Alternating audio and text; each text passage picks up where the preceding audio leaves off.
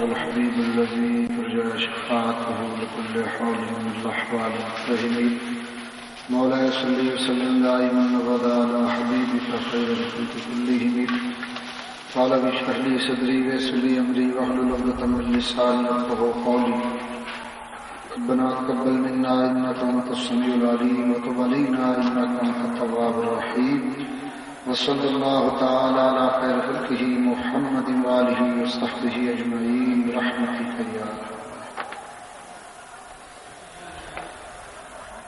الحمد لله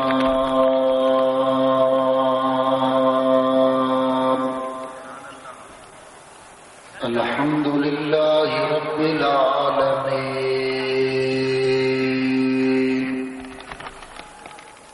والعاقبة للمتقين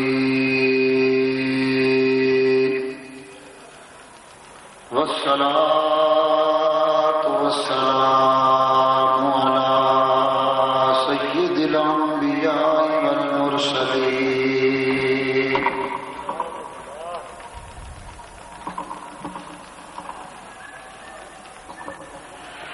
أما بعد فأعوذ بالله من الشيطان الرجيم بسم الله الرحمن الرحيم يا أيها النبي إنا أرسلناك شاهدا ومبشرا ونذيرا وداعيا إلى الله بإذنه وسراجا منيرا صدق الله العلي العظيم وصدق رسوله النبي الكريم العظيم ونحن على ذلك لمن الشاهدين والشاكرين والحمد لله رب العالمين.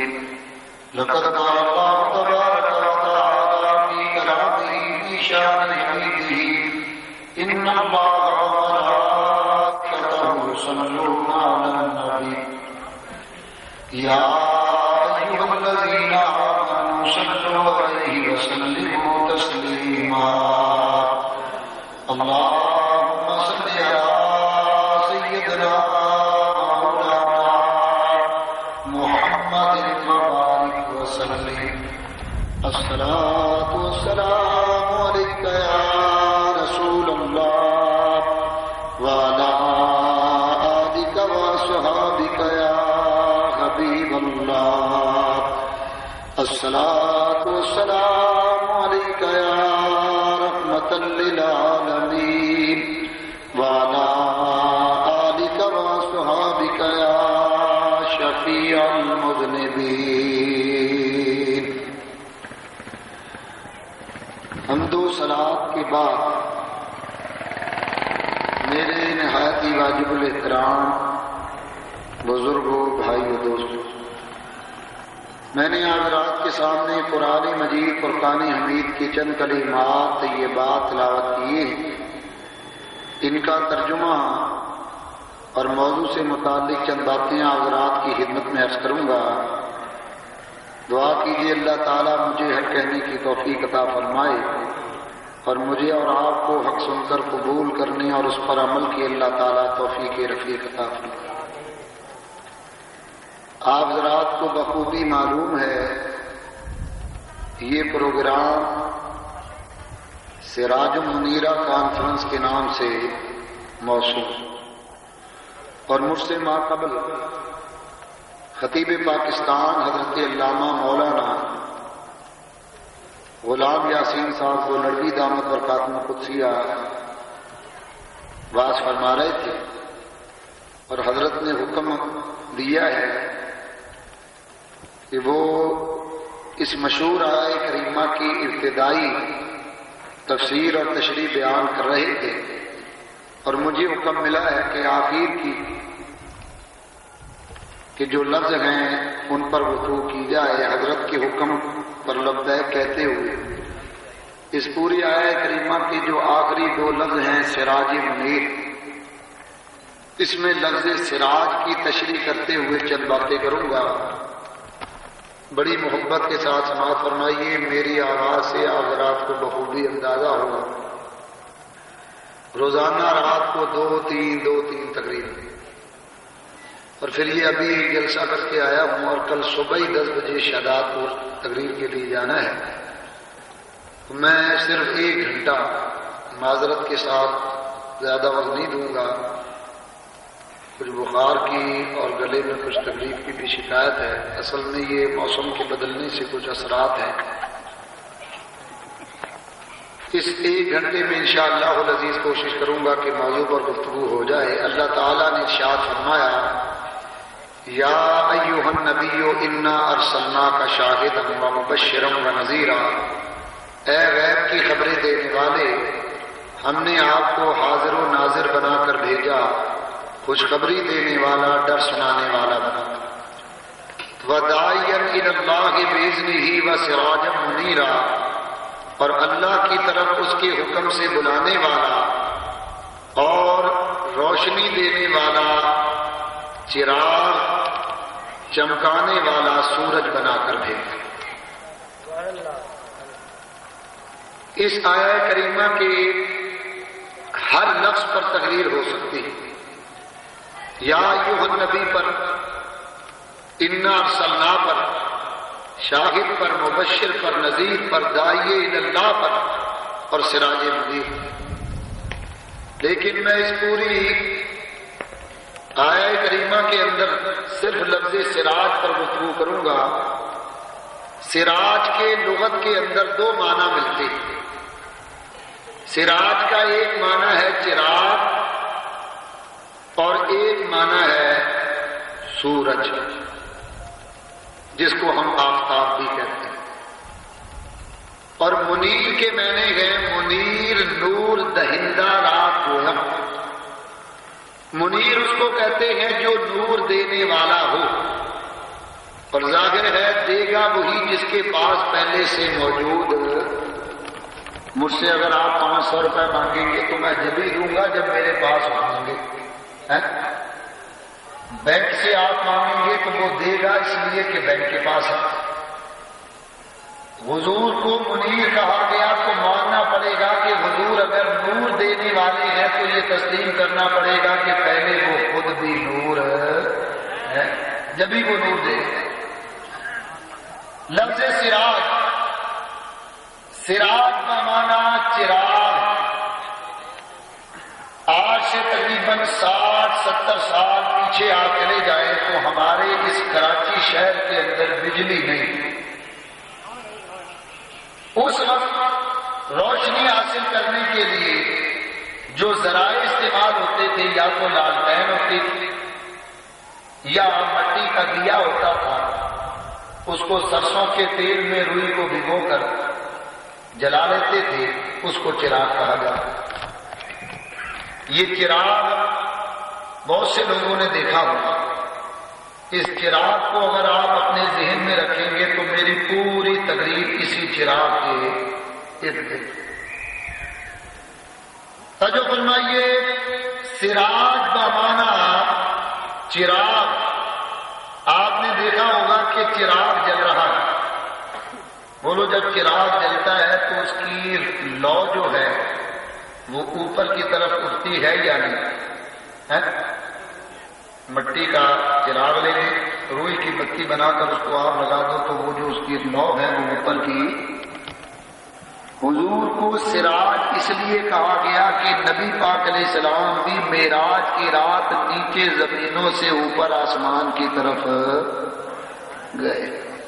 ہمارے نبی پاک علیہ السلام نے کتنا بلند سفر طے کیا، حضور نے کتنا بلند کیا حضور کو ذرا غور. معراج کی رات 7 زمینیں نیچے، 7 آسمان نیچے، 8 جنتیں نیچے، سدرۃ المنتہا نیچے، حتیٰ کہ اللہ کا عرش نیچے ہے اور نبی پاک علیہ السلام کے پاؤں کے ساتھ لگنے والی نالین پاک اوپر.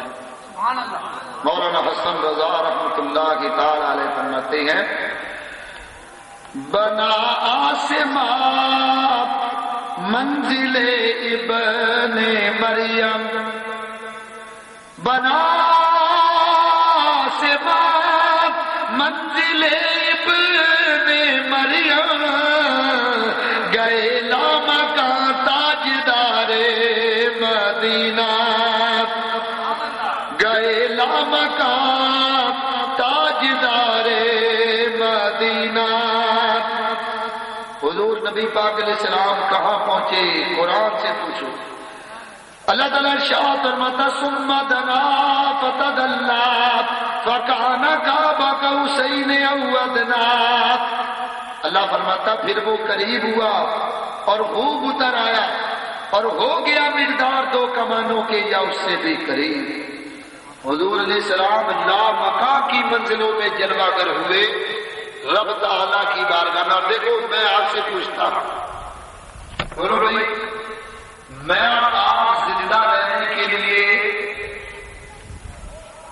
ہوا کے محتاج ہیں یا نہیں؟ سارے لوگ ہوا کا نام لے تو زندہ. جہاں جس زمین پر ہم رہتے ہیں اس زمین سے 200 میل آپ اوپر چلے جائیں تو ہوا ختم ہو جاتی ہے. 200 میل اوپر ہوا نہیں ہے، وہاں پر خلا شروع ہو جاتی ہے. یہی وجہ ہے کہ امریکہ کے سائنسدان جب چاند پر گئے ہیں تو وہ اپنے ساتھ آکسیجن کی تھیلیاں لے کر گئے، کیونکہ 200 میل اوپر جائے تو ہوا ختم ہو جاتی ہے، آکسیجن ختم ہو جاتی ہے، پھر آکسیجن کی ضرورت پڑتی ہے. لیکن وہ لوگ معراج کی رات حضور نبی پاک علیہ السلام 7 آسمانوں کو طے کر کے اللہ کی بارگاہ میں پہنچے ہیں. کسی حدیث میں آیا کہ حضور اپنے ساتھ آکسیجن کی تھیلیاں لے کر گئے.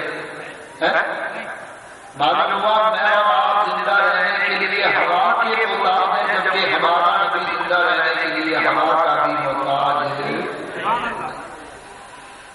بلکہ ہمارے نبی پاک علیہ السلام فرمائیے میں اور آپ زندہ رہنے کے لیے زمانے کے محتاج ہیں.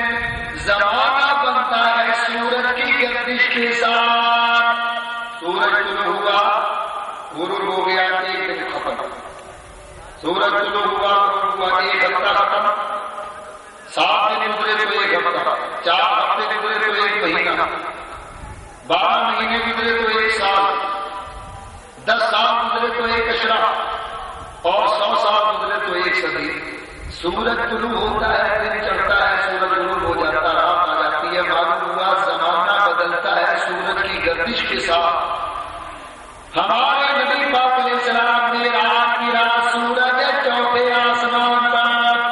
ہمارے نبی پاک علیہ السلام نے رات کی رات 4تھے آسمان سے بھی اوپر چلے گئے.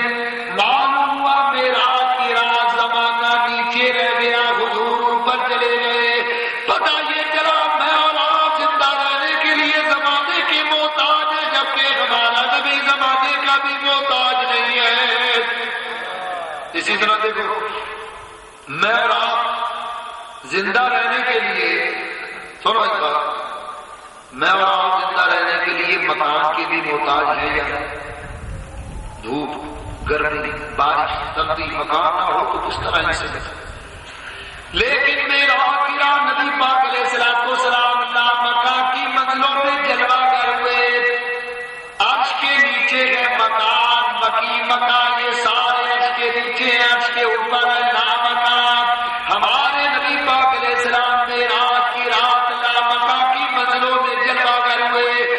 پتہ یہ چلا مکان نیچے رہ گئے، نبی پاک لامکان میں جلوہ گر ہوئے.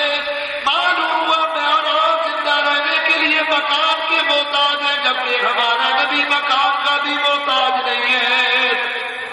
اسی طرح دیکھو میں اور آپ زندہ رہنے کے لیے روح کے محتاج.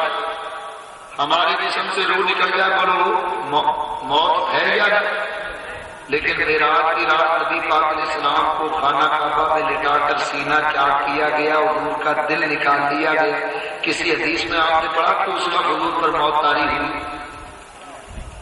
ایک آدمی کو آپ اپنی جگہ پر لٹا دیں، سینہ چاک کر کے دل نکال، بولو وہ زندہ رہے نہیں. لیکن معراج کی رات حضور کا دل نکال دیا یا نہ نکالا؟ کسی حدیث سے ثابت نہیں ہے کہ حضور پر موت آ رہی ہے۔ پتہ یہ چلا میرا باپ زندہ رہنے کے لیے روح کے محتاج ہے، جبکہ ہمارا نبی زندہ رہنے کے لیے روح کا بھی محتاج نہیں ہے۔ بالکل اسی طرح میرا باپ زندہ رہنے کے لیے کھانے پینے کے محتاج ہے، جبکہ ہمارا نبی زندہ رہنے کے لیے کھانے پینے کا بھی محتاج نہیں ہے۔ حدیث شریف میں کئی بار میں نے آپ کو بتایا ہے، سنایا ہے کہ حضور 21 دن کے روزے رکھتے، 40 دن کے روزے رکھتے۔ اللہ نے اپنے ذات المعاد کے اندر 21 دن کا ذکر کیا کہ حضور بغیر کھائے پیے 21 دن کا روزہ رکھتے ہیں۔ میرے دوستوں کو معلوم ہوا میرا زندہ رہنے کے لیے کھانے کے محتاج ہے، ہمارا نبی کھانے کا بھی محتاج نہیں ہے۔ میں اور آپ زندہ رہنے کے لیے روح کے محتاج ہے، ہمارا نبی روح کا بھی محتاج نہیں ہے۔ میں اور آپ زندہ رہنے کے لیے ہوا کے محتاج ہے، جبکہ ہمارا نبی ہوا کا بھی محتاج نہیں ہے۔ میں اور آپ زندہ رہنے کے لیے زمانے کے محتاج ہے، ہمارا نبی زمانے کا بھی محتاج نہیں ہے۔ میں اور آپ زندہ رہنے کے لیے مکان کے محتاج ہے، ہمارا نبی مکان کا بھی محتاج نہیں ہے۔ غور کرو، جب اتنے سارے فرق موجود ہیں تو ہم یہ دعویٰ نہیں کر سکتے کہ ہم نبی کی مثل ہو گئے ہیں۔ معلوم ہوا نبی پاک علیہ السلام کی مثل پوری مخلوق کائنات میں کوئی ہو سکتا، اسی لیے کسی نے کہا محبوب خدا کا کوئی ہم پایا نہیں ہے،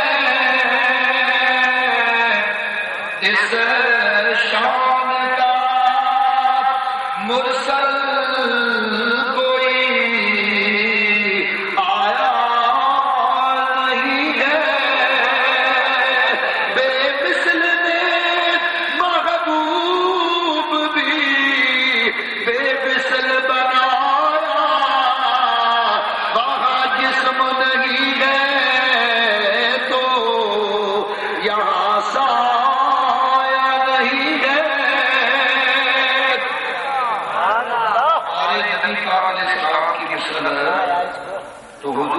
چراغ سے تجلی اس لیے دی گئی کہ جس طرح چراغ جلتا ہے اوپر کی طرف اس کی روشنی ہوتی ہے، اسی طرح حضور بھی معراج کی رات نیچے زمینوں سے اوپر آسمانوں کی طرف۔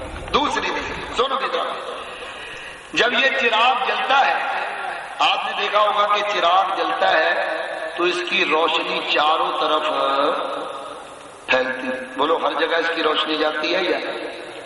ہمارے نبی پاک کو سراج یعنی چراغ اس لیے کہا گیا کہ حضور کی روشنی بھی چاروں طرف۔ میرے دوستو ضرور غور فرمائیے گا، نبی پاک علیہ السلام کے دادا حضرت عبد المطلب کتاب کا نام ہے رونق المجالس۔ حضرت عبد المطلب مکہ میں خانہ کعبہ میں حتیم کعبہ میں سوئے ہوئے، آپ نے فرمایا میں نے خواب دیکھا کہ آپ کی پشت سے چاندی کی ایک زنجیر نکلی، اس کا ایک سرا زمینوں میں، ایک آسمان میں، ایک مشرق میں، ایک مغرب میں، ایک شمال میں، ایک جنوب۔ فرماتے ہیں پھر دیکھتے ہی دیکھتے وہ زنجیر ایک درخت کی شکل اختیار کر، فرماتے ہیں وہ درخت اتنا نوری ہے کہ میں نے دیکھا اس کی روشنی فرشتوں کی نورانیت پر غالب آ گئی ہے۔ میں نے دیکھا کچھ لوگ ایسے ہیں جو درخت کے پاس کھڑے ہیں، کچھ اس کو سجدہ کر رہے ہیں، بعض ایسے ہیں جو اس کی جڑوں کو کاٹنا چاہتے ہیں۔ حضرت عبد المطلب فرماتے میں نے خیال کیا، آپ نے یہ خواب دیکھا، جو لوگ جڑوں کو کاٹنا چاہتے ہیں نا وہ درخت، اچانک دیکھا کہ آسمان سے ایک آدمی گھوڑے پر سوار ہو کر آیا، اس کے ہاتھ میں ایک نیزہ ہے اور اس نے وہ نیزہ ان لوگوں کی آنکھوں میں مارا جو اس درخت کی جڑ کو کاٹنا تھا۔ وہ نابینا ہو۔ حضرت عبد المطلب نے یہ خواب دیکھا اور صبح بیدار ہوئے اور اس خواب کی تعبیر معلوم کرنے کے لیے اس زمانے کی مشہور کائنہ فاطمہ بنت مرہ کے پاس گئے اور جا کر کہا جوانی کے دنوں میں ایک نرالا خواب دیکھا ہے، درخت نسل ہاشم کو بڑا شاداب دیکھا ہے،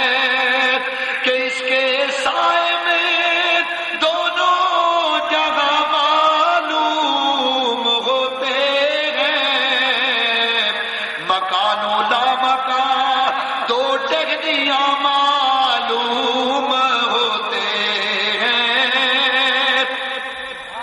اس خواب کی جوانی کے دنوں میں ایک نرالا خواب دیکھا ہے، درخت نسل ہاشم کو بڑا شاداب دیکھا ہے کہ اس کے سائے میں دونوں جگہ معلوم ہوتے ہیں، مکان و لامکان دو ٹہنیاں معلوم ہوتے ہیں۔ اس خواب کی تعبیر بتاؤ۔ فاطمہ بنت مرہ نے کہا اے عبد المطلب اس خواب کی تعبیر یہ ہے ان قریب اللہ تعالیٰ تیری پشت سے ایک ایسا بچہ پیدا کرے گا جس کا چرچا مشرق میں بھی ہوگا، مغرب میں بھی ہوگا، شمال میں بھی ہوگا، جنوب میں بھی ہوگا، زمینوں پر بھی ہوگا، آسمانوں پر بھی ہوگا۔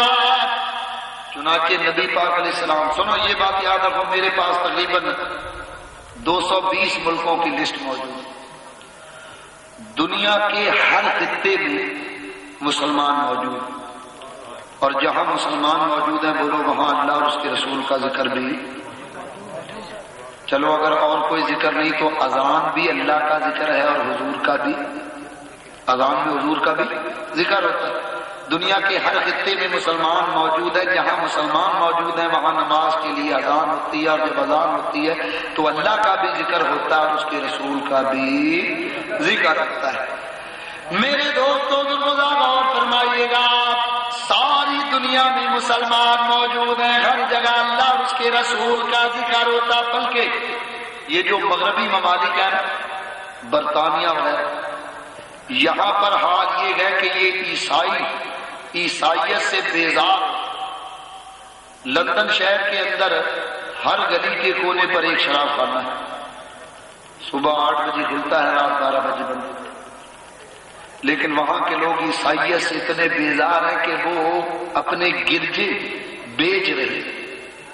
1998 میں مسلمانوں نے ایک گرجا خریدا 35,000 پاؤنڈ کا، اور وہاں ایک بڑی شاندار مسجد بنائی۔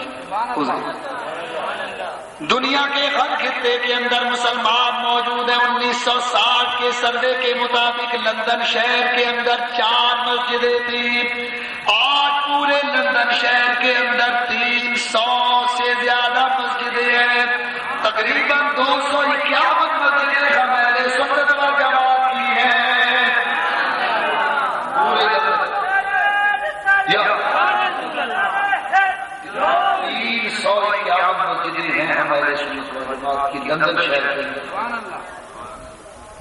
اور اسی طرح امریکہ میں 1960 کے سروے کے مطابق 4 بڑی ریاستیں new York, Washington, Chicago, new Jersey, ایک مسجد تھی، اور آج پورے یونائٹڈ اسٹیٹ کے اندر 1300 سے زیادہ مسجدیں ہیں۔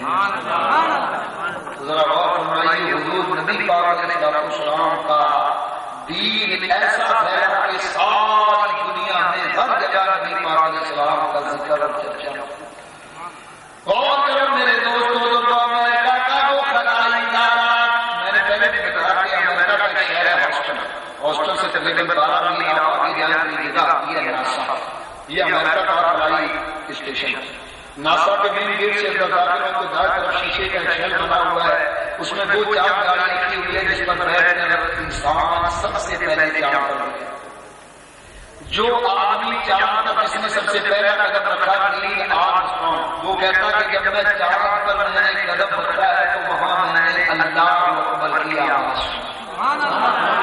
پتا میں حیران تھا کہ یہ آواز کیسی آواز، کہتا میں نے پوری آواز سنی۔ اس کے بعد جب وہ زمین پر آیا، مصر کے اندر ایک سیمینار منعقد ہوا، وہ کہتا میں اس سیمینار کے اندر شرکت کرنے کے لیے مصر آیا، مغرب کا وقت تھا، جب میں سیمینار سے فارغ ہو کر واپس نکلا، وہی آواز کی آواز جو میں نے چاند کے اوپر سنی تھی وہی آواز میرے کان میں آ گئے۔ میں نے جب وہ آواز سنی، ساتھیوں سے کہا یہ آواز تو میں نے چاند کے اوپر بھی سنی ہے، لہٰذا وہ اتنے مستقل ہو کے پڑھ لیا لا الہ الا اللہ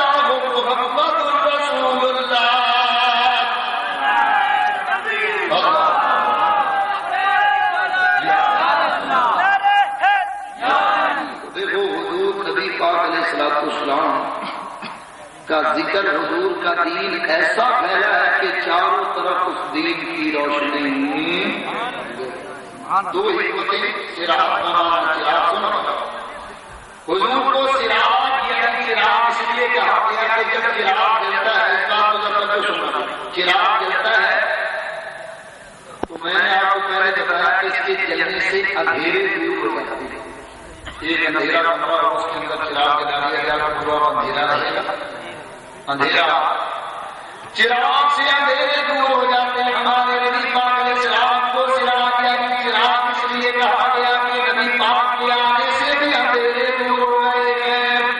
اور فرمائیے کتاب کا نام ہے دلائل النبوۃ، امام بہقی نے حضرت خالد بن سعید یہ کہتے ہیں کہ میں مسلمان نہیں ہوا، نبی پاک علیہ السلام نے اعلان نبوت نہیں فرمایا.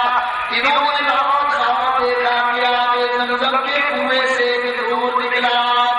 رات کا وقت ہے، آب زمزم کے کنویں سے ایک نور نکلا. اس نور نے مکہ کی ساری وادی کو نور کر دیا. ساری وادی میں نور. صبح اٹھ کر خالد بن سعید نے یہ خواب اپنے بھائی کو سنایا.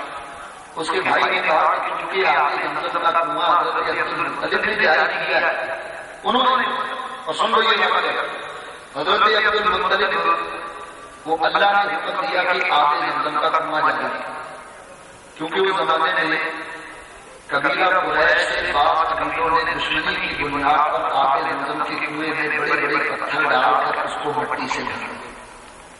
تو اللہ نے حکم دیا کہ اے عبد المطلب اس کو جاری کرو. اب آپ اور آپ کے لڑکے حارث یہ دو آدمی، کام زیادہ تھا لوگ تھوڑے. حضرت عبد المطلب نے دعا مانگی، یا اللہ اگر تو مجھے 10 بیٹے عطا فرمائے، یا اللہ اگر وہ 10 بیٹے میری زندگی میں جوان ہو جائیں میں ان کے ساتھ مل کر آب زمزم کا کنواں جاری کروں گا. اور یا اللہ میں یہ منت مانگتا ہوں کہ ایک بیٹا تیری راہ میں قربان کروں گا. حضرت عبد المطلب نے 5 شادیاں کی. اللہ نے یکے بعد دیکھے آپ کو 10 لڑکے عطا. ان میں جو سب سے چھوٹے تھے وہ حضور کے والد حضرت عبداللہ، جن سے حضرت عبد المطلب کو بڑی محبت. حضرت عبد المطلب نے کنواں تو کھود لیا، آب زمزم کا کنواں تو جاری کر دیا، لیکن وہ منت پوری کرنی تھی. رات سوئے تو اللہ تعالیٰ کی طرف سے آپ نے حکم ہوا کہ عبد المطلب اپنی منت پوری کرو. یہ صبح میں رات کر انہوں نے 100 اونٹ قربان کر دی.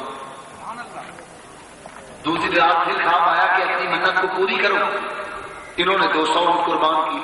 تیسری رات کو خواب آیا کہ اپنی منت کو پوری کرو، انہوں نے 300 اونٹ. آخر کار چوتھی رات خواب آیا کہ وہ جو تم نے بیٹا قربان کرنے کی منت مانی تھی اس کو پورا. اب علماء نے لکھا ہے کہ اب مجھے بتائیے کہ کسی باپ کے 10 بیٹے ہوں تو وہ باپ کس بیٹے کو قربان کرنے کے لیے تیار ہو؟ باپ کو کسی کو بھی نہیں چاہیے. حضرت عبد المطلب کو حکم ہوا اپنی عزیز ترین شے کو قربان کرو جس کی تم نے منت مانی، ایک بیٹا قربان کرو. حضرت عبد المطلب یہ خواب دیکھ کر بیدار ہوئے. صبح کے وقت بیٹوں سے ملاقات ہوئی. کہا پاپا جان ہم آپ کو بڑا پریشان دیکھتے ہیں. حضرت عبد المطلب نے اپنی پریشانی کی وجہ بیان فرمائی. فرما کہ یہ وجہ ہے. انہوں نے کہا بابا جان ہم 10 کے 10 تیار ہیں، آپ ہم میں سے جس کو بھی چاہے اللہ کی بارگاہ میں قربان کر دیں، ہم کچھ بھی نہیں کریں.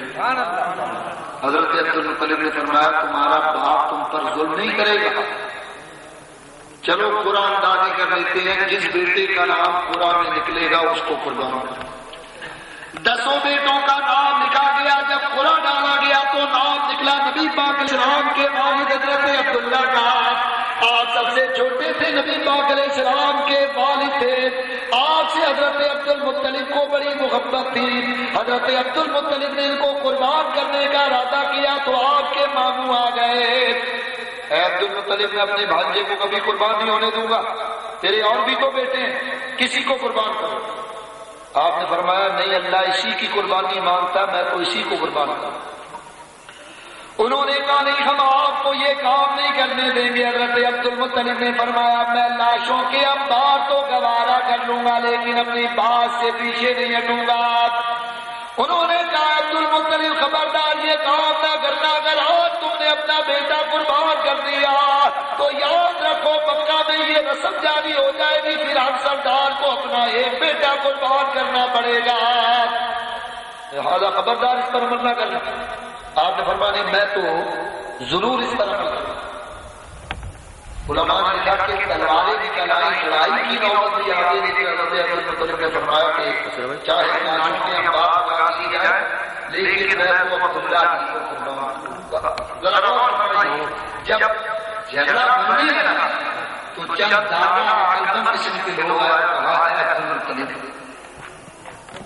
بہتر یہ ہے کہ کوئی درمیانی راہ نکالی جائے۔ اور ہم نے سنا ہے کہ ملک شام میں ایک عقل مند عورت رہتی ہے، وہ لوگوں کے مسئلے حل کرتی ہے، تم اپنے آدمی اس کے پاس بھیج دو اور اپنا مسئلہ بھیجو، وہ یقیناً اس کا کوئی نہ کوئی حل نکالے۔ حضرت عبد المطلب نے چند آدمیوں کو گھوڑے پر سوار کر کے بھیجا، وہ سر پر گھوڑا دوڑاتے ہوئے ملک شام پہنچے اور وہاں جا کر اس عورت کو سارا واقعہ بیان کیا۔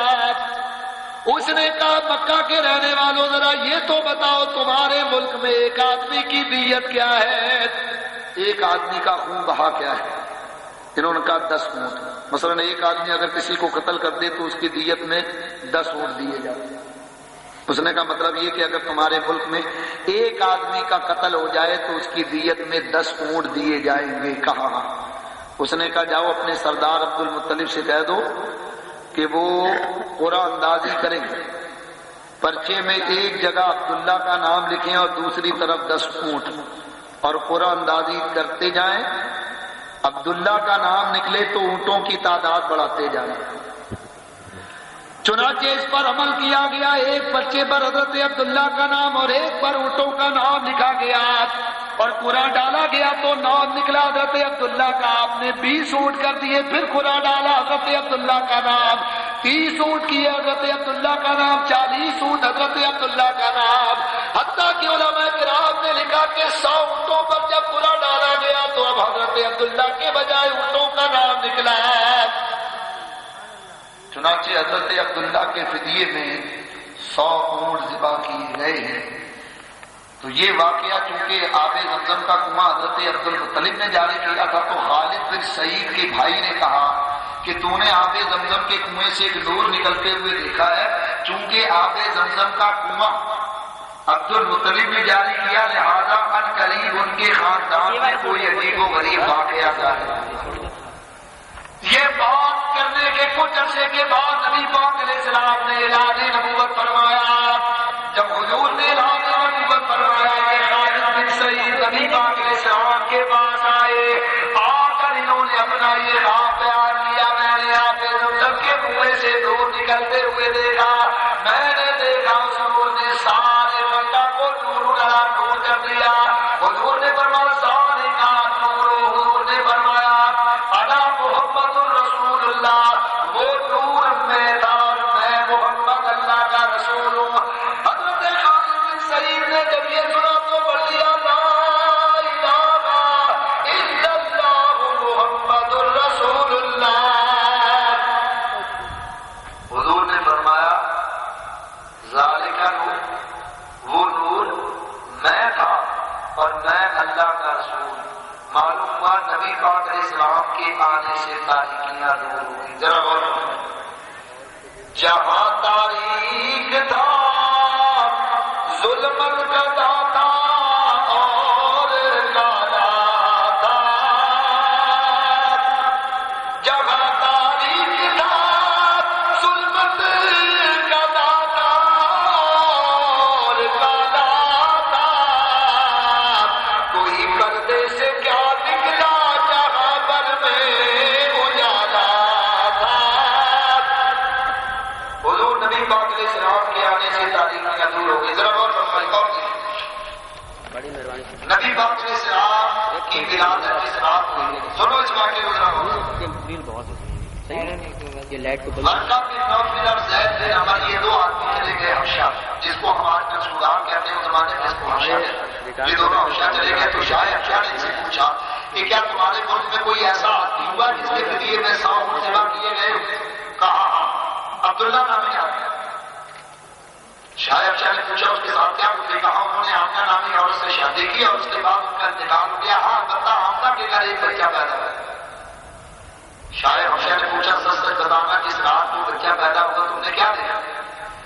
ورقہ بن نوفل نے کہا جس رات وہ بچہ پیدا ہوا میں اپنے عبادت خانے کے اندر اپنے بت کی پوجا کر رہا تھا.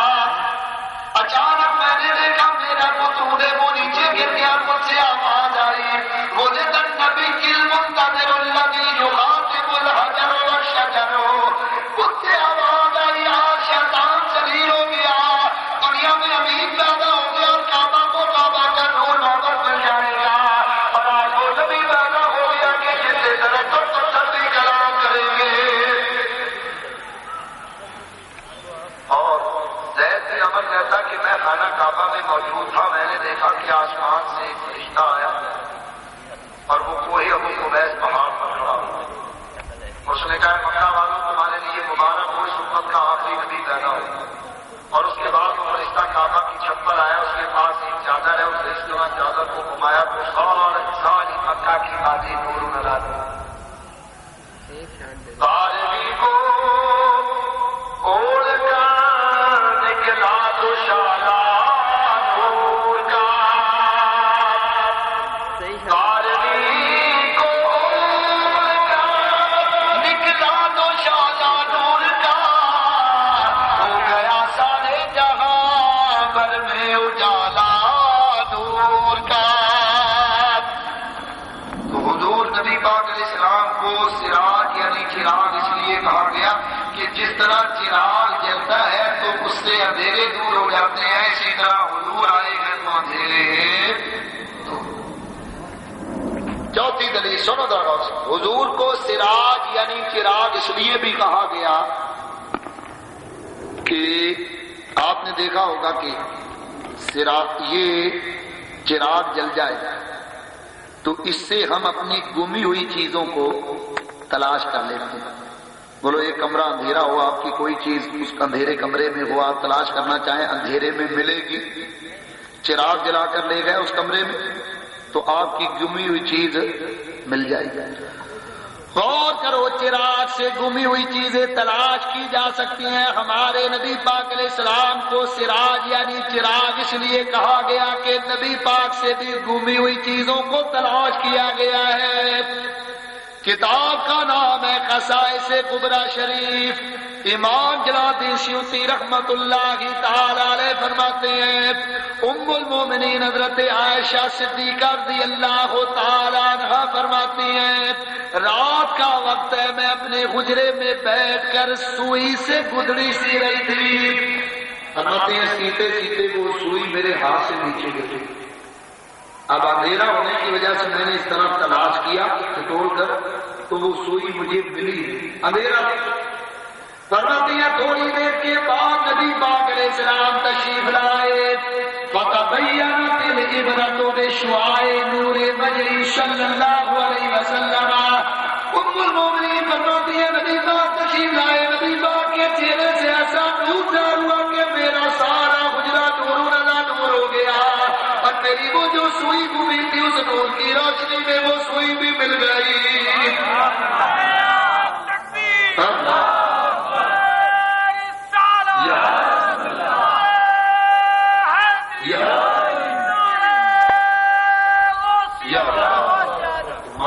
جس طرح چراغ سے گمی ہوئی چیزوں کو تلاش کیا جاتا اسی طرح حضور سے بھی تلاش کیا گیا. اس لیے حضور کو سراج یعنی چراغ. پانچویں دلیل سنو میرا. حضور کو سراج یعنی چراغ اس لیے بھی کہا گیا.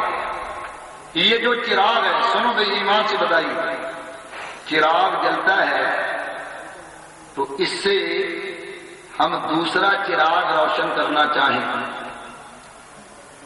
تو طریقہ یہ ہے کہ چراغ جل رہا ہو ایک دوسرا چراغ اس کے پاس لائے اس کی لو کو جلتے ہوئے چراغ کی لو سے لگائیں تو دوسرا چراغ بھی روشن ہو جائے. لیکن بتاؤ جس چراغ کو ہم نے روشن کیا ہے اس کی روشنی میں کوئی فرق آیا؟ بلکہ اس جلتے ہوئے چراغ سے اگر ہم ہزاروں چراغ روشن کر لیں تو بھی اس کی روشنی میں کوئی فرق نہیں آئے. بلا مثال و تمثیل ہمارے نبی پاک علیہ السلام کو سراج یعنی چراغ کہا گیا۔ اس زمانے سے لے کر آج تک نبی پاک علیہ السلام نے ہزاروں لاکھوں لوگوں کو روشن کیا، لیکن سرکار کی نورانیت میں کوئی فرق نہیں آیا۔ غور کرو، ایک زمانہ تھا جب انبیاء علیہ السلام کا ظہور ہوتا تھا، انبیاء علیہ السلام کے اندر بھی نبی پاک علیہ السلام کا نور تھا، اور ایک وقت آیا جب انبیاء کا سلسلہ ختم ہو گیا تو اولیاء کرام کا سلسلہ شروع ہوا۔ انبیاء علیہ السلام میں بھی نبی پاک کا نور، اولیاء کرام میں بھی نبی پاک کا نور۔ غور فرمائیے، بلکہ حضور کے نور سے اللہ نے ساری کائنات کو بنایا ہے۔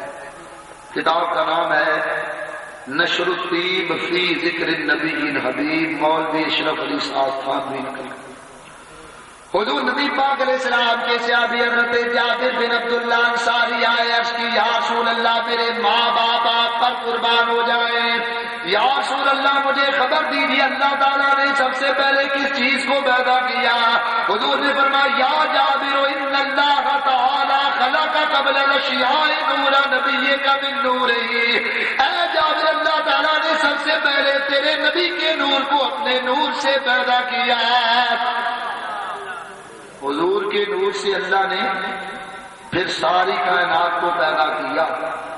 ذرا غور فرمائیے، اس طرف توجہ کیجیے۔ حضور نبی پاک علیہ السلام نے فرمایا اول ما خلق اللہ نوری ومن نوری خلق جمیع الکائنات۔ حضور نے فرمایا اللہ نے اپنے نور سے میرا نور سب سے پہلے پیدا کیا، پھر میرے نور سے ساری کائنات کو اللہ نے پیدا کیا۔ میرے دوستوں روزہ غور فرمائیے گا، انبیاء علیہ السلام میں بھی ہمارے نبی پاک علیہ السلام کا نور ہے، کیونکہ یہ سارے نبی حضور کے نور سے پیدا ہوئے۔ حضرت علامہ زرقانی نے زرقانی شریف کے اندر لکھا جب اللہ تعالیٰ نے نبی پاک علیہ السلام کے نوری وجود کو تخلیق کیا، سارے فرشتوں سارے نبیوں کی روحوں کو حکم دیا میرے معبود کے نوری وجود کی طرف دیکھو۔ سارے نبیوں کی روحوں نے حضور کے نوری وجود کی طرف دیکھا۔ نبیوں نے اللہ کی بارگاہ میں عرض کیا اللہ یہ کس کا نور؟ اللہ نے فرمایا یہ میرے محبوب محمد صلی اللہ علیہ وسلم کا نور ہے۔ اے نبیوں تم میرے محبوب کے نور کی طرف دیکھو اور یہ وعدہ کرو کہ تم ان پر ایمان لاؤ گے، یاد رکھو اگر تم ان پر ایمان لاؤ گے تو ہم تمہیں دنیا میں نبوت عطا کریں گے۔ معلوم ہوا نبیوں کو اگر نور ملا ہے تو حضور ہی کے نور سے نور اللہ نے انہیں دیا، نور نبوت جو اللہ نے عطا کیا تو حضور ہی کے وسیلے سے عطا کیا۔ ذرا غور فرمائیے، انبیاء علیہ السلام کو نور ملا تو نبی پاک سے، اولیاء کرام کو صحابہ کو نور ملا تو حضور سے، اولیاء کرام کو نور ملا تو نبی پاک علیہ السلام سے۔ میرے دوستوں غور فرمائیے، جس طرح چراغ روشن اس سے آپ ہزاروں چراغ روشن کر سکتے ہیں، اس کی نورانیت میں کوئی فرق نہیں آتا، اسی طرح نبی پاک علیہ السلام سے اللہ تعالیٰ نے ہزاروں کو روشن کیا اور قیامت تک لاکھوں کو اللہ روشن کرتا رہے گا، لیکن نبی پاک علیہ السلام کی نورانیت میں کوئی فرق نہیں آئے گا۔ دیکھو چراغ جل رہا ہو، ذرا سوچ کے بتائیے، چراغ جل رہا ہو اس کے اوپر کوئی برتن لا کر رکھ دیا جائے تو بولو کیا چراغ بجھ گیا؟ بولیے چراغ بجھا نہیں، بلکہ اسی طرح روشن ہے جس طرح ہمیں نظر آ رہا۔ فرق صرف یہ ہوا کہ اوپر برتن کا ایک پردہ آ گیا، چراغ جل رہا ہو اوپر کوئی بالٹی وغیرہ لا کر آپ رکھ دیں تو وہ چراغ اندر ہو گیا لیکن ہمیں اور آپ کو نظر نہیں آ رہا۔ غور کرو، بلا مثال و تمثیل چراغ جل رہا ہے، جس طرح پہلے روشن اور تابا تھا اسی طرح بعد میں بھی روشن اور تابا ہے۔ فرق یہ ہوا کہ میری تمہاری نگاہوں سے پردے میں آ گیا، بلا مثال و تمثیل ہمارے نبی پاک علیہ السلام جس طرح پہلے سراجم منیرہ تھے، روشن تھے، اسی طرح آج بھی روشن ہے۔ فرق صرف یہ ہے کہ میری تمہاری نگاہوں سے پردے میں آ گئے۔ غور کرو، جیسے نبی پاک علیہ السلام پہلے خیال سے زندہ تھے، اسی طرح آج بھی نبی پاک علیہ السلام قبر انور پہ زندہ ہے۔ فرق صرف یہ ہے کہ میری تمہاری نگاہوں سے پردے میں آ گئے ہیں۔ تو اگر پردے میں آ گئے تو کیا ہم انہیں مردہ کہیں گے؟ نہیں، اس لیے کہ جس طرح پہلے ظاہر تھے تو روشن تھے، اسی طرح پردے میں چلے گئے تب بھی روشن ہے۔ میرے دوستوں ضرور غور فرمائیے گا، چراغ جل رہا ہو، میں نے پہلے بتایا کہ چراغ سے ہم دوسرے چراغ کو روشن کر سکتے، اس چراغ کی روشنی میں کوئی فرق نہیں آتا۔ اسی طرح حضور سے ہزاروں لوگ روشن ہوئے، اس پر ایک مثال دیکھا۔ ہمارے نبی پاک علیہ السلام کا زمانہ طفیل بن عمر دوسی، یہ قبیلہ دوست سے تعلق رکھتے ہیں، یہ کہتے ہیں میں کعبہ کا طواف کر رہا تھا، میں نے اپنے کانوں میں روئی لگائی ہوئی ہے، کعبہ کا طواف کر رہا تھا، نبی پاک علیہ السلام سے انہیں کعبہ میں بیٹھ کر قرآن کی تلاوت کر رہے تھے۔ یہ کہتے ہیں ایک تو نبی کی زبان اور دوسرا اللہ کا کلام، بھلا دل پر کیسے اثر نہ ہوتا ہے۔ کہتے ہیں حضور کی آواز میرے کانوں سے ہوتی ہوئی میرے دل پر اثر انداز ہوئی، میں فوراً حضور کے پاس آ کر بیٹھ گیا۔ نبی پاک علیہ السلام قرآن پڑھتے رہے، میں قرآن سنتا رہا، آخر کار حضور نے قرآن کی تلاوت موقوف کی، حضور کے گھر آ گئے۔ حضرت طفیل فرماتے میں بھی حضور کے پیچھے پیچھے، فرماتے میں گھر میں داخل ہونے لگا، حضور گھر میں داخل ہونے لگے تو میں نے پیچھے سے کرتے کا دامن پکڑ لیا۔ حضور نے پیچھے مڑ کر دیکھا، کون ہے؟ یا رسول اللہ میرا نام طفیل بن عمر ہے۔ حضور نے فرمایا کیا بات؟ کہا میں نے آپ کی زبان پر جو کلام سنا ہے میں اس نتیجے پر پہنچا ہوں کہ نبی کے لبوں پر خدا بولتا ہے، نبی کے لبوں پر خدا بولتا ہے، کلام خدا ہے کلام محمد۔ یا رسول اللہ میں مسلمان ہونا چاہتا ہوں۔ حضور نے کلمہ پڑھا کر مسلمان کیا تو حضرت طفیل نے فرمایا یا رسول اللہ میرے قبیلے میں بدکاری عام ہو گئی ہے، مجھے کوئی نشانی عطا فرما۔ حضور علیہ السلام نے اپنا ہاتھ ان کی پیشانی پر رکھ دیا۔ حضرت طفیل فرماتے حضور کا ہاتھ رکھنا تھا، میری پیشانی چمکنے لگی۔ آپ فرماتے میری پیشانی اس طرح روشن ہو گئی کہ اگر میں کسی اندھیرے کمرے میں چلا جاتا میری پیشانی سے ایسا نور ظاہر ہوتا کہ سارا کمرہ نور علی نور ہو جاتا ہے۔ معلوم ہوا حضور خود بھی روشن ہے اور دوسروں کو بھی روشن کرتے ہیں۔ چھٹی دلیل، حضور کو سراج یعنی چراغ کیوں کہا گیا؟ دیکھو یہ جو چراغ یہ جلتا ہے تو اس کے ارد گرد پروانے بھی بولو آتے، بارش کے دنوں میں آپ نے دیکھا ہوگا کہ پروانے نکلتے ہیں، چراغ جل رہا ہو تو اس کے ارد گرد پروانے آتے ہیں، اور پروانے دو طرح کے ہوتے ہیں۔ ایک وہ ہوتا ہے پروانہ کہ جو شمع کے ارد گرد گھومتا ہے، اور ایک پروانہ وہ ہوتا ہے جو آ کر شمع کی لو سے ٹکراتا ہے اور جل جاتا ہے۔ معلوم ہوا ہمارے نبی پاک علیہ السلام کو سراج یعنی چراغ کہا گیا۔ حضور نبی پاک علیہ السلام بھی روشن ہیں، حضور کے گرد پروانے آتے ہیں۔ جس نے غلامی کا پٹا ڈال لیا وہ نبی پاک علیہ السلام کا ایسا پروانہ بن گیا کہ مرنے کے بعد بھی اس کو حیات عطا کر دی، مرنے کے بعد بھی، اور جو آیا ٹکرایا وہ جل کر بسم ہو گئی۔ جس طرح پروانے دو طرح کے ہیں اسی طرح امتی بھی دو طرح کے ہیں۔ ایک وہ جنہوں نے اپنی گردن کو سرکار کے آگے خم کر دیا تو حیات جاویدانی مل گئی، اور ایک وہ جو اکڑ کر کھڑے رہے اور آ کر سرکار سے ٹکرائے ہیں تو وہ ہمیشہ کے لیے ختم۔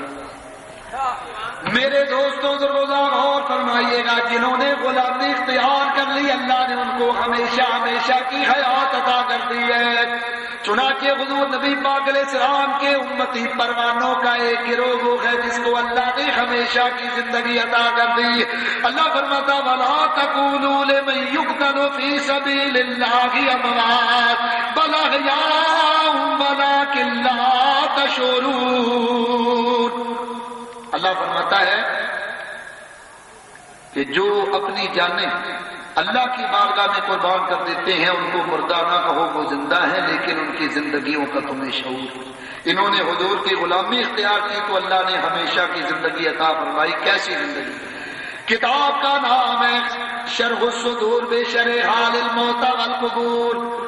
امام جلال سیوطی فرماتے ہیں بصرہ کے اندر ایک میاں بیوی کا جوڑا آباد ہے، بوڑھے ہیں۔ ایک ان کا لڑکا جو 20 سال پہلے کسی جنگ میں شہید ہو گیا تھا۔ ایک دن یہ دونوں شام کے وقت دروازے پر بیٹھے، انہوں نے دیکھا کہ ان کا بیٹا گھوڑے پر سوار ہو کر آیا ہے۔ ماں نے کہا وہ دیکھو میرا بیٹا۔ باپ نے کہا ماں ہے نا، اسی لیے بیٹے کو یاد کرتی رہتی ہے۔ لیکن جب وہ ذرا قریب ہوا تو باپ نے کہا ہاں ہے تو ہمارا بیٹا۔ وہ گھوڑے سے اترا اور اتر کر ماں باپ سے ملاقات کی، باپ کو سلام کیا۔ باپ نے کہا بیٹا تجھے تو مرے ہوئے 20 سال کا عرصہ ہو گیا تھا، 20 سال ہو گئے شہید ہوئے، لیکن آج تو زندہ ہو کر کیسے آ گیا؟ بیٹے نے کہا ابا یہ ٹھیک ہے مجھے 20 سال کا عرصہ ہو گیا، لیکن آج خلیفہ عادل حضرت عمر بن عبدالعزیز کا انتقال ہو گیا تھا۔ آج اللہ تعالیٰ نے سارے شہیدوں کو حکم دیا سارے اپنی قبروں سے نکلو اور جاؤ، جا کر حضرت عمر بن عبدالعزیز کی نماز جنازہ میں شامل ہو جاؤ۔ تو ہم تو ان کی نماز جنازہ پڑھنے کے لیے آئے تھے، راستے میں آپ کا مکان آیا، سوچا ماں باپ کو سلامی کر دیں۔ تو معلوم ہوا جس نے سرکار کی غلامی اختیار کر لی اس کو اللہ نے ہمیشہ ہمیشہ کی زندگی عطا فرمائی، اور جو ٹکرایا ہے وہ ہمیشہ کے لیے مل گیا ہے۔ لوگوں نے بڑی کوشش کی کہ سرکار کا ذکر بند ہو جائے، لیکن وہ قبروں میں بند ہو گئے ہیں، حضور کا ذکر بند نہیں، اور نہ قیامت تک بند ہو سکتا ہے۔ کسی میں یہ مجال نہیں کہ حضور کے ذکر کو بند کر سکے۔ میرے دوستوں ضرور غور فرمائیے گا، ہمارے نبی پاک علیہ الصلوۃ والسلام کو سراج کہا گیا، یعنی چراغ۔ ایک دلیل اور دیتا ہوں، سراج کا معنی چراغ۔ حضور کو چراغ اس لیے کہا گیا چراغ جل رہا ہو۔ بولو اس چراغ کو، جلتے ہوئے چراغ کو ایک جگہ سے اٹھا کر دوسری جگہ لے جا سکتے ہیں یا نہیں؟ بولو، ایک جگہ سے دوسری جگہ منتقل ہے۔ حضور کو سراج یعنی چراغ اس لیے کہا گیا کہ حضور بھی ایک مقام سے دوسرے مقام یعنی مکہ مکرمہ سے مدینہ طیبہ منتقل ہوئے۔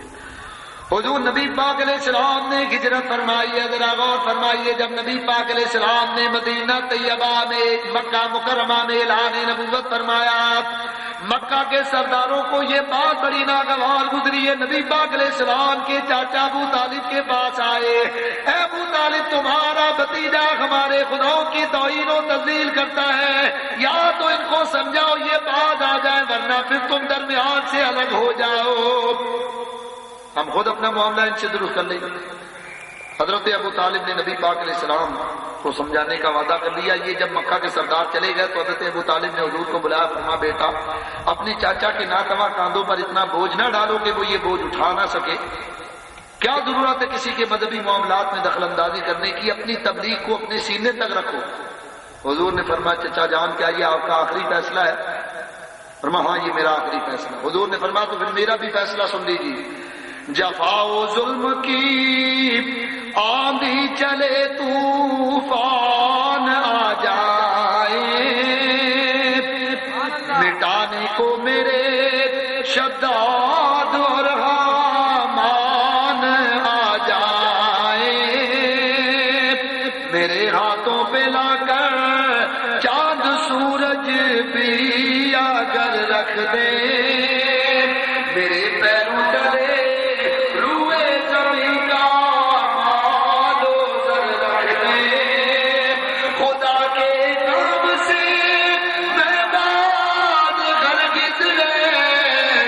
سکتا جھوٹے ہیں، میں جھوٹوں کو سچا کہہ نہیں سکتا۔ اللہ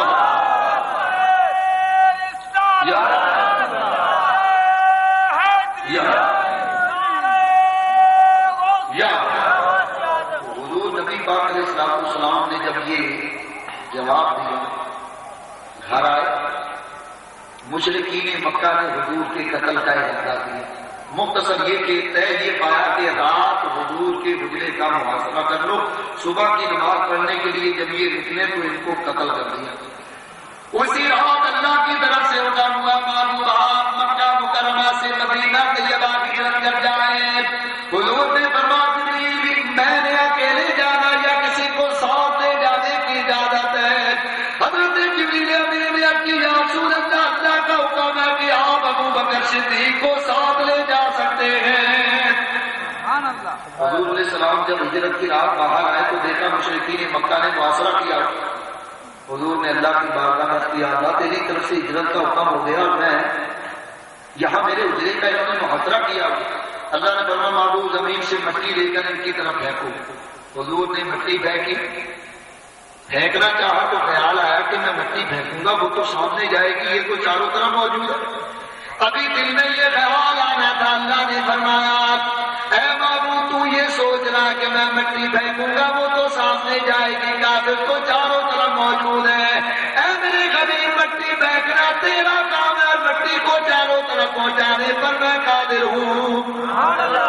حضور نے اس طرح جو مٹی پھینکی تو وہ جو محاصرہ جنہوں نے کیا ہوا تھا وہ سارے اندھے ہو گئے۔ حضور حجرے سے نکلے اور حضرت ابو بکر صدیق کے مقام پر دیکھا دروازہ کھلا ہوا، چراغ کی روشنی باہر آئی۔ حضور نے آواز دی ابو بکر لبیک یا رسول اللہ۔ حضور نے فرمایا کیا بات ہے، رات کو سوئے نہیں؟ چراغ جل رہا ہے، دروازہ کھلا ہوا ہے۔ یا رسول اللہ میں رات کو اس لیے نہیں سویا کہ مجھے اچھی طرح یاد ہے آپ نے ایک مرتبہ فرمایا تھا ابو بکر مجھے ہجرت کا حکم ہوگا، تو نے میرے ساتھ چلنا ہوگا۔ یا رسول اللہ وہ دن اور آج کا دن ہے، میں رات کو کبھی سویا نہیں بلکہ دروازہ کھول کے آپ کا انتظار کرتا رہتا ہوں۔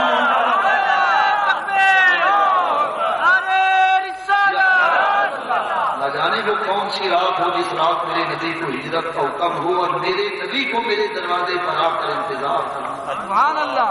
حضور نے فرمایا ابو بکر ہمیں ہجرت کا حکم ہوا۔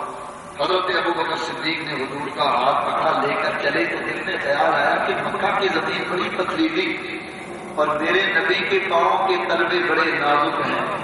حضرت ابو بکر صدیق نے حضور کو اپنے کاندھے پر اٹھایا۔ سرکار کے تلوے کیسے ہیں کوئی جبریل سے پوچھے، جب معراج کی رات اللہ نے فرمایا یا جبریل قبل قدم ہے، اے جبریل میرے محبوب کے نوری تلووں کو چوم لو۔ جبریل نے اپنے کافوری ہونٹ حضور کے تلووں کے ساتھ لگائے تو میرا ذوق یہ کہتا جبریل پکار پکار کر کہہ رہے ہوں گے نہ جنت نہ جنت کی گلیوں میں دیکھا، نہ جنت نہ جنت کی گلیوں میں دیکھا، مزہ جو محمد کی گلیوں میں دیکھا، مزہ جو محمد کی گلیوں میں دیکھا۔ حضرت صدیق اکبر رضی اللہ تعالیٰ عنہ نے نبی پاک علیہ السلام کو اپنے کاندھے پر اٹھا لیا۔ غور کرو آج حضرت ابو بکر صدیق کے کاندھے پر نبی پاک علیہ السلام سوار ہیں، صدیقیت کے کاندھے پر نبوت سوار ہے۔ لوگ کہتے ہیں کہ علی المرتضیٰ افضل ہے، شیعہ حضرات کہتے ہیں حضرت علی المرتضیٰ تمام صحابہ سے افضل ہے۔ میں پوچھنا چاہتا ہوں بتاؤ آج نبی پاک کس کے کاندھے پر سوار، علی کے یا صدیق کے؟ صدیق اکبر کے کاندھے پر۔ گویا نبوت صدیقیت کے کاندھے پر سوار ہے۔ بتانا یہ مقصود تھا کہ نبی کے بعد اگر کسی کا درجہ مرتبہ ہے تو ابو بکر صدیق۔ اور قرآن پڑھ کر دیکھو اللہ تعالیٰ شاہ فرماتا انعم اللہ علیہم من النبیین والصدیقین والشہداء والصالحین۔ اللہ فرماتا ہے جن پر اللہ کا انعام ہوا وہ نبی ہے، صدیق ہے، شہداء اور صالحین ہیں۔ تو بولو ادروئے قرآن نبی کے بعد کس کا درجہ ہے؟ صدیق کا۔ حضرت صدیق اکبر حضور کو کاندھے پر لے کر چلے۔ جب مکہ کی حدود ختم ہونے لگی تو حضور علیہ السلام نے دعا مانگی، یا اللہ تو جانتا مجھے مکہ بڑا محبوب اور پیارا ہے، یا اللہ میں یہ چاہتا تھا کہ یہاں رہ کر کعبہ کی پاکیزگی کے واسطہ ہوں، لیکن یا اللہ نے مکہ نے مجھے مکہ سے نکال دیا۔ یا رب العالمین میں دعا مانگتا ہوں اب مجھے وہ شہر عطا فرما جو یا اللہ تجھے محبوب اور پیارا ہو۔ سرکار نے جب یہ دعا مانگی تو اللہ نے حضور کو مدینے کا شہر کہا، جس کے بارے میں تو شاہ کہتے ہیں المدینہ تو کلہ جنت الفردوس، مدینہ تو سارے کا سارا جنت الفردوس۔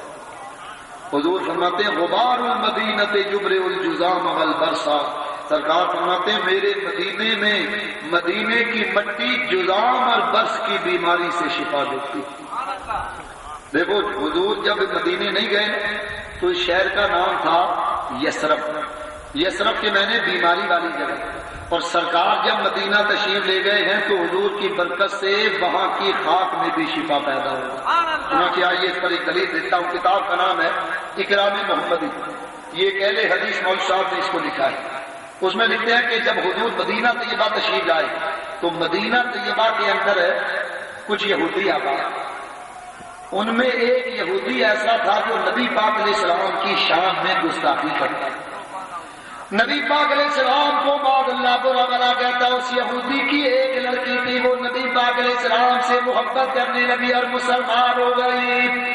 آخرکار اس نے دیکھا یہ میرا باپ ہے لیکن میرے نبی کی شان میں گستاخی کرتا، اس کو غصہ آ گیا، اس نے دعا مانگی یا اللہ اگرچہ میرا باپ ہے لیکن میرے نبی کی شان میں گستاخی کرتا ہے، یا اللہ میں دعا مانگتی ہوں کہ اس کو کسی پریشانی میں مبتلا کر دے، اس کو کسی ایسی مصیبت میں مبتلا کر دے کہ یہ میرے نبی کی توہین سے بعد۔ اچھا بولو بھئی وہ گستاخی کون کرتا تھا؟ وہ تھا کون؟ سارے بولو۔ اور آج کل بھی لوگ کرتے ہیں تو معلوم ہوا ان کا بھی تعلق یہودی۔ ذرا غور فرمائیے، اس نے دیکھا کہ باپ صبح بیدار ہوا تو دونوں آنکھوں سے نابینا، اب وہ روتا اور چلاتا ہے، بیٹی تھی باپ کی پریشانی دیکھی نہیں گئی، اس سے میں دعا تو مانگ لی لیکن جب باپ کو پریشان دیکھا تو کہا بابا میں نے سنا ہے مدینہ طیبہ میں ایک بہت بڑا طبیب آیا ہوا ہے، حکیم آیا ہوا ہے، اگر تو اجازت دے تو اس سے دوا لے آؤ۔ کہا جاؤ جاؤ۔ یہ یہودی کی لڑکی وہاں سے چلی اور مدینہ طیبہ میں نبی پاک علیہ السلام کے حجرے پر آئی۔ دوپہر کا وقت ہے، حضور آرام فرما رہے، خواب استراحت میں جلوہ فرما رہے۔ اس نے نبی پاک علیہ السلام کو جگایا نہیں ہے بلکہ قریب ہی نبی پاک کی نالین پڑی ہوئی تھی، دونوں نالینوں کو اس طرح پکڑا، آپس میں اس طرح مارا، جو پاکیزہ گرد و غبار نکلا اس کو اپنے روپٹے میں باندھ لیا اور گھر پر آ کر باپ کو جگایا اور سلائی لے کر وہ حضور کی نالین کی جو گرد تھی وہ اپنے باپ کی آنکھوں میں لگائی تو اللہ نے آنکھوں میں